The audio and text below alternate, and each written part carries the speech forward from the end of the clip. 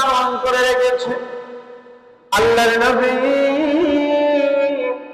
রাহমাতুল লিল আলামিন যেই দিন দুনিয়ার জমিনে আগমন করেন 12 রবিউল আউয়াল সুবহে সাদিকের সময়, সোমবার দিন, না রাত না দিন, দিন এবং রাত্রির সমবেত অবস্থায়, রাত্রিও না দিনও না, আবার রাত্রিও দিনও, দুই দিকে সমান যেই মুহূর্তে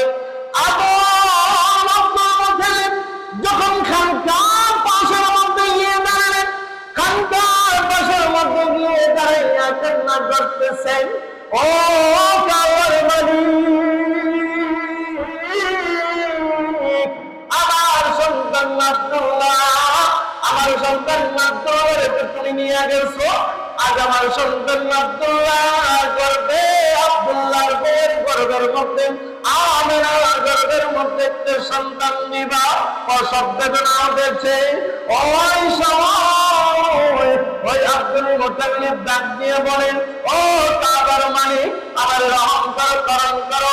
যে মুহূর্তে আল্লাহ তাআলার দরবারে কান্না করতেছে, সেই সময় দেখতে পারেন আসমানের মধ্যে একটা বিকট শব্দ হয়েছে, আসমানের দরজা খুলে গেছে। আসমানের দরজা খোলার সঙ্গে সঙ্গে দেখতে পারেন চারজন সুন্দরী নারী, জান্নাতি নারী, সুন্দর পোশাক পরিধান করে দুনিয়ার জমিনে আসতেছে। বলে সুবহানাল্লাহ। ওই চারজন মহিলার নাম, একজনের নাম হযরতে হাওয়া আলাইহিস সালাতু ওয়াস সালাম, একজনের নাম হযরতে আসিয়া আলাইহিস সালাতু ওয়াস সালাম, আরেকজনের নাম হযরতে হাজরা আলাইহিস সালাতু ওয়াস সালাম, আরেকজনের নাম হযরতে মারইয়াম আলাইহিস সালাতু ওয়াস সালাম। চারজন রমণী জান্নাতি নারী রাস্তা দিয়ে নেমে নেমে আসতেছে আর বলতেছে, চলো চলো আমিনার ঘরে চলো, আজ আমিনার ঘরে রাহমাতুল লিল আলামিন আগমন করবে। বলে সুবহানাল্লাহ।